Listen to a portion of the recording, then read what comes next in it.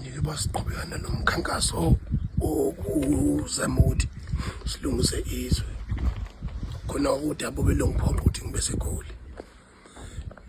Mangabe ke ngithi nje ngikhona ngifundela umakoti ke wami ke omncane uyena ohlala nawo lo muzi uhlala abantu full time. Umakoti uSibali ingane yami bese kuzoba u-anti ubheka ingane mangabe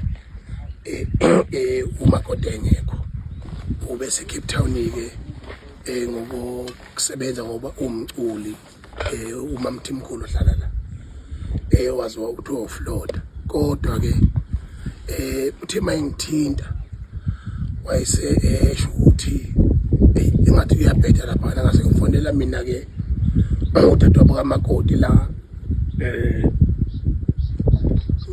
uthi kwenzakalani wathi ayi ufika abantu nje abathathu bangibuza emveni kwalokho base beyahamba uqhubeka nje isikhashana babona sekishunqa kodwa kwathi baqale ukushunqa kwayo wabehlalele bezingane nje bayingane nje wathathu yabo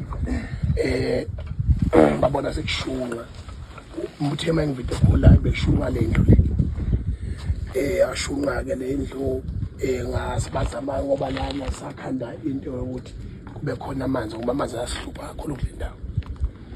Sakhanda into yokuthi mhlambe amanzi angene lapha phakathi emathangini mangabe ke ngoba namavatelikani lawa ahambisa amanzi endaweni ayasaba ungena la sometimes iliyana sometimes alini. Emveni kwalokho ke ayike kwasekushaka kusho ukuthi ke kushaka futhi kunomoya ngoba ngiyami ingqondo ngiyacabanga ukuthi mhlawumbe ngokwesizini yokubabela nokushisa imililo la kwesikhathi ebingazafiki ivamise ukushiswa ngo-August ngoba la kuhlala kuyihlobo lokubona ukuthi nolukujana notshani busehlaza umixile nje akubona utshani buqualify ukuthi bungasha mawushisa. Mina ngafika ngo-2014 la anginazitha ngomakhelwane anginazitha futhi indawo engaqualify ukuthi ngempela zingaze zizongena la ekhaya senze lo monakalo khona. Futhi umuzi wakithi la ecashile ngoba nawo lonke umuzi okuyiwona wona ungahlali imoto kakhulu iwona lona baphesheya. Yes uyafika nje makoti khona lapha nezingane zami lezi zifike kodwa akuwona umuzi active every day nangu umuzi active every day. Manje ke mangabe sengisondela ke lana ke nami futhi njengoba ngifika bekusuke eGoli wabona ukuthi ukufuna ukuhlela kakhulu imoto ogcina kudaleka omunye umonakalo. So mhlambe ingane ke zikuphi ke njengamanje emva kuba kwehlekele sigameka izona?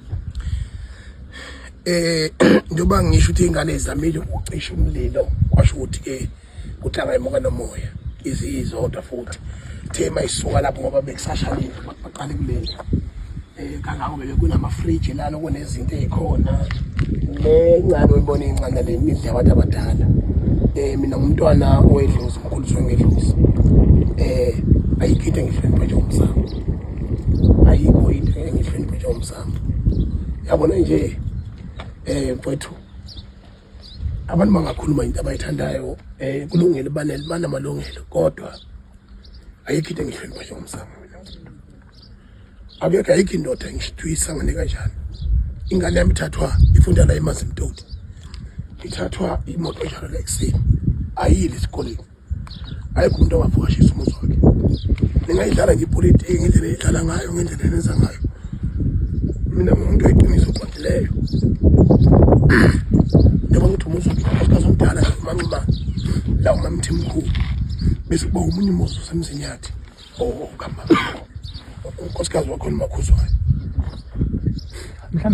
Umlilo ngosiko lwakithi ulaka ngisho uphuphile kangakanani ukuthi ungangena egcekeni umlilo ngokosiko mhlawumbe into umuntu fanele nami ngiyibheke nje njengendoda ngokulaka lomsamo ngiyibheke kodwa ngokwezitha nalokho ngase bekusho ukuthi mhlambe abantu bangaphandle abayenza lento lena cha hayi mina ngikwazi ukuvuma lokho akukho lekumele ngihamba lesizofika lapho akukho lekumele ngihamba lezofika lapho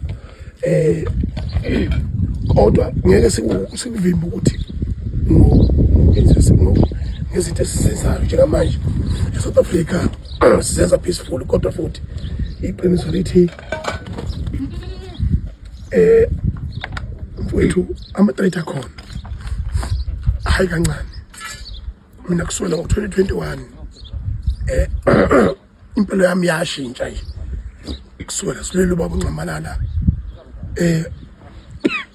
eboshiwe emva kwalokho kusukela that day ngiyagada ukuze kube namhlanje ngoba impilo yami ayizange iphinde ifane ngaphambilini engingakusho ukuthi ke mfowethu angazi ngithini